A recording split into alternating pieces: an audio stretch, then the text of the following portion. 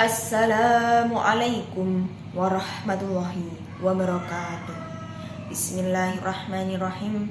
Alhamdulillahirrabbilalamin. Wassalatu wassalamu ala asrafil anbiya wal mursalin Sayyidina Muhammad wa ala alihi wa sahbihi ajma'in. Amma ba'du. Pertama-tama, marilah kita panjatkan puji syukur kehadirat Allah Subhanahu wa ta'ala yang telah melimpahkan rahmat dan karunia-Nya sehingga kita dapat berkumpul dengan keadaan sehat walafiat tanpa kurang satu apapun.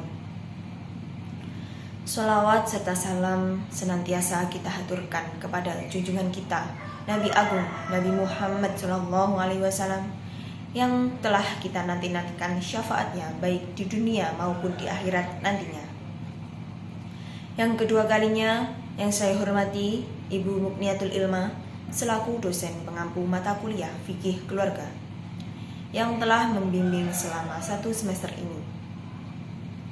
Hadirin yang dirahmati oleh Allah Subhanahu wa ta'ala, berdirinya saya di sini akan menyampaikan sebuah materi yang berjudul Hukum Pernikahan Siri. Nikah berasal dari bahasa Arab yang secara harfiah berarti mengumpulkan atau menyatukan. Di dalam pengertian fikih, nikah adalah akad yang menyebabkan kebolehan hubungan seksual antara suami dan istri. Dengan menggunakan lafal nikah, kawin atau lafal yang lain yang semakna dengannya. Selain untuk memenuhi kebutuhan seksual, nikah juga bertujuan untuk mendapatkan keturunan, menyalurkan naluri kebapakan dan naluri keibuan, memupuk rasa tanggung jawab dan menyambung hubungan baik antara kedua belah pihak, dari pihak suami maupun dari pihak istri. Pada dasarnya, hukum nikah adalah sunnah. Nikah siri disebut juga dengan nikah di bawah tangan. Nikah siri cukup dengan adanya wali dari mempelai perempuan, ijab kabul, mahar, dan 2 orang saksi laki-laki, serta tidak perlu melibatkan petugas dari kantor urusan agama setempat. Nikah siri biasanya dilaksanakan karena kedua belah pihak belum siap untuk meresmikan atau merayakannya dengan sebuah resepsi. Selain itu, biasanya alasannya untuk menjaga agar tidak terjerumus kepada hal-hal yang dilarang oleh agama. Kata siri berasal dari kata bahasa Arab yaitu siri yang artinya adalah rahasia. Namun apabila digabungkan dengan kata nikah dan kata siri, maka dapat diartikan secara bahasa dengan nikah diam-diam yang dirahasiakan, yakni tidak ditampakkan. Adapun faktor-faktor yang melatar belakangi terjadinya nikah siri adalah sebagai berikut. Yang pertama, faktor ekonomi. Faktor ekonomi diantaranya karena biaya administrasi pencatatan nikah, yaitu sebagaimana masyarakat khususnya yang ekonomi menengah ke bawah merasa tidak sanggup untuk membayar administrasi pencatatan yang kadang membengkak 2 kali lipat dari biaya resmi. Yang kedua, faktor belum cukup umur. Nikah siri dilakukan karena adanya salah satu calon mempelai belum memenuhi umur yang sesuai standar.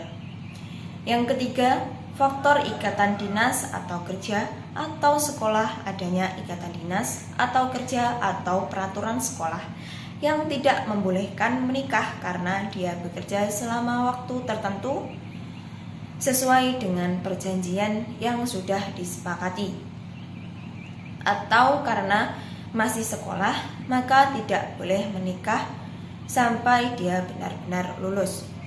Yang keempat, faktor adanya anggapan bahwa nikah siri sah menurut agama.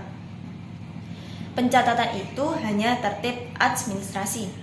Yang kelima, hamil di luar nikah. sebagai efek pergaulan bebas. Yang keenam, kurangnya pemahaman dan kesadaran masyarakat tentang pencatatan pernikahan, pemahaman masyarakat yang masih minim tentang pentingnya pencatatan pernikahan.